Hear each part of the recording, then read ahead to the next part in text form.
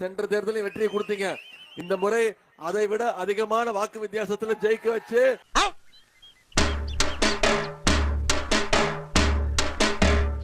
சட்டமன்றத்துக்கு அனுப்பணும் செய்வீங்களா? சென்ற முறை வாங்கின வாக்கு வித்தியாசத்தை விட அதிகமான வாக்கு வித்தியாசத்தில் ஜெயிக்க வைப்பீங்களா? இந்த லட்சணத்துல ஒரு இன்னும் 5 வருஷம் ஆளணுமாமா? தமிழ்நாடு அப்படியே எழுதிடுவாங்க. Karunanidhi hall, Karunanidhi cinema theatre, Karunanidhi platform, Karunanidhi கப்புசு, கருணாநிதி ஒண்ணுக்கு போற இடம் எல்லாம் மூத்தரம் இங்கே கருணாநிதி இடம். ரைட் விடு. இந்த கிளி கிளிக்கிறாள் எந்த ஒரு காரியா இருப்பா? நானும் ஒரு வேட்பாளர், நானும் ஒரு தொகுதியில நிக்கிறேன். தெரியுமா உங்களுக்கு? விளங்கும்டா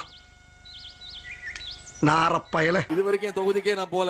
நான் போய் எனக்கு ஓட்டு கேட்கவே இல்ல. இவட்ட பேசி சில்றா பேசாரு பேசாதீங்க. ஏன்னா என்னுடைய வெற்றியை விட அவங்க 2 பேருடைய வெற்றி மிக மிக முக்கியமான வெற்றி. நீங்க அவங்க 2 பேரும் ஜெயிக்க வச்சீங்கன்னா நம்ம தலைவரை ஜெயிக்க வச்ச மாதிரி, என்ன ஜெயிக்க வச்ச மாதிரி. அன்னைக்கு நீ என்கிட்ட ஏமாத்துற அன்னைக்கே உன்னை நைட்டோட நைட்டா வந்து கொலை பண்ணி இருப்பேன். பொழச்சு போய் சொல்லன்னு விட்டு இன்னைக்கு இவனை விட்டு ஆயிரக்கணக்கான ஏமாத்த பாக்குறியா? அதே மாதிரி நம்முடைய தலைவர் அவர்களும் 2 நாளா மக்களை சந்திச்சு பிரச்சாரத்தை மேற்கொண்டு இருக்கிறாரு. பாத்தீங்களா திருதுன்னு முடிக்கிறான். இப்படித்தான் வர்றவங்க எல்லாத்தையும் ஏமாத்திக்கிட்டு இருக்கான்.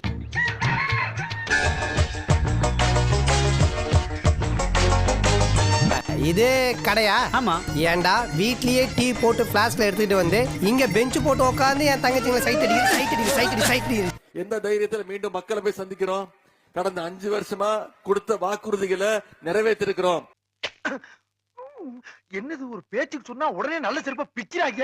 என்னென்ன தேர்தல் வாக்குறுதி சொன்னமோ அதெல்லாம் நிறைவேற்றிருக்கிறோங்கிற நம்பிக்கையில இன்னைக்கு மக்களை சந்திக்கிறோம்.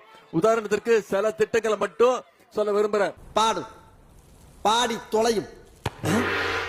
நாம ஆட்சி பொறுப்பேற்றதும் நம்மளோட தலைவர் முதலமைச்சர் ஆனோடனே அவர் போட்ட முதல் கையெழுத்து மகளிருக்கு விடியல் பயண திட்டம்.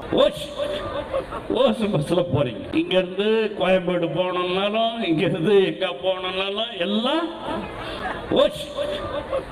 பஸ்ல போறீங்க. போன சட்டமன்ற தேர்தல் போது நம்ம சொன்ன வாக்குறுதியை முதல் கையெழுத்தா தலைவர் போட்டாரு.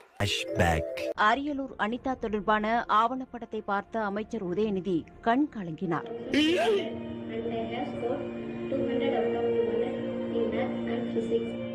சாமி உன்னை பத்தி எனக்கு தெரியும்.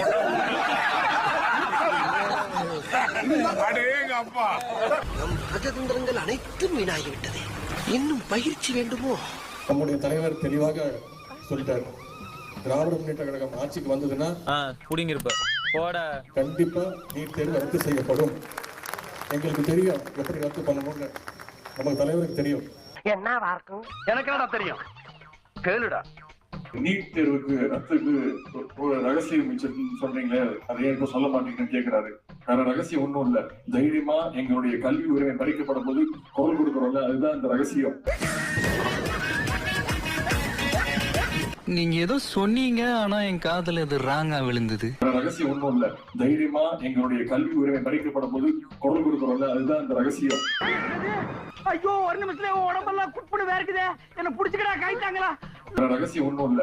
தைரியமா எங்களுடைய கல்வி உரிமை பறிக்கப்படும் போது குரல் கொடுக்கிறோம்ல, அதுதான் இந்த ரகசியம். எப்படிதான் நீங்க வாங்க வாங்க, ஏன் பயப்படுறீங்க? வாங்க, நான் அடிக்கலாம் மாட்டேன். வாங்க. நீட் தேர்வு எனக்கு ரகசியம் தெரியும். வெக்கம், மானம், சூடு, சொரணை இதெல்லாம் இருப்பவர்களால் தான் நீட் தேர்வை ரத்து செய்ய முடியும். நான் சொல்லலைங்க, திமுகவின் சட்டமன்ற உறுப்பினர் உதயநிதி ஸ்டாலின் சொன்னாரு. அப்படியா செய்தி? மறந்து விட்டேனடா என் செல்வம். வேண்டுமானால் ஒன்று செய், என் கை விலங்கை மட்டும் அவிழ்த்து விட்டு பார், உன் காலில் விழுந்து மன்னிப்பு கேட்பேனடா. அந்த ரகசியத்தை நான் இப்ப சொல்லிடுறேன். கொஞ்சமாச்சு வெக்கம், மானம், சூடு, சொரணை. இப்ப நான் கேள்வி கேட்கிறேன், உங்களுக்கு வெட்கம், மானம், சூடு, சொரணை இருக்கா? இந்த கண்ணாடியை பார்த்து நீயே காரி துப்பிக்கோ. இருக்கா? இந்த ஆண்டு நடைபெறுது நீட் தேர்வு. இந்த ஆண்டு நீட் தேர்வு. இங்க போனீங்க உதயநிதி ஸ்டாலின் அவர்களே. அம்மா விட்டுருமா ப்ளீஸ் மா, கால்ல வேணா விட்டுரு.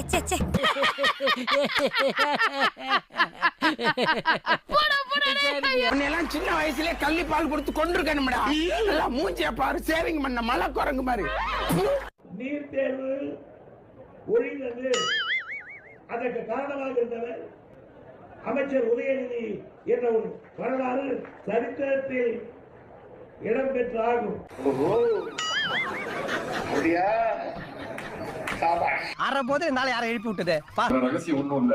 தைரியமா எங்களுடைய கல்வி உரிமை பறிக்கப்படும் போது குரல் கொடுக்கிறோம்ல, அதுதான் இந்த ரகசியம். எந்த பயனும் இல்ல.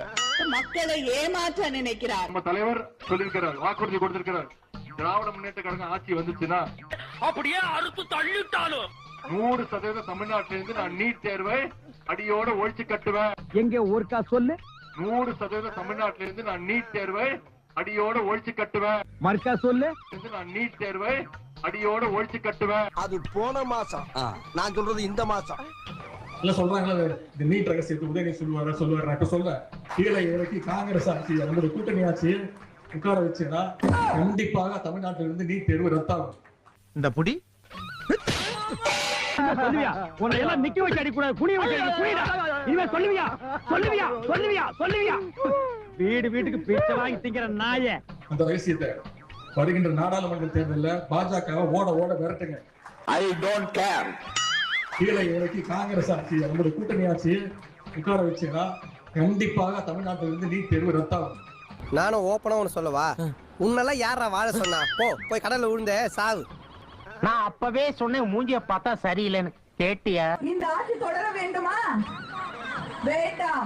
இதற்கு வழக்கு போட வக்கில்லாத ஸ்டாலின் ஒத்த செங்கலை வச்சு ஒட்டுமொத்த சங்கி பசங்களையும் ஓட ஓட விரட்டணுமா? அதிமுக கார வாக்கு கேட்டு வந்தான்னா கையில ஒரு செங்கலை மட்டும் வச்சுக்கோங்க.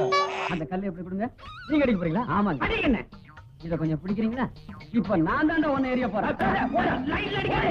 மத்தளத்திற்கு 2 பக்கமும் அடி என்பதை போல இருக்கிறது என்னுடைய நிலைமை. உதயநிதியோட வளர்ச்சி முக்கியமா இல்ல தமிழ்நாட்டோட வளர்ச்சி முக்கியமான்னு பேசுறாருமா. நான் சொன்னேன் உதயநிதியோட வளர்ச்சி முக்கியமே கிடையாது. அத பத்தி நீங்க கவலைப்படாதீங்க, அதை நான் பாத்துக்கிறேன். எனக்கு முக்கியம் தமிழ்நாட்டோட வளர்ச்சி.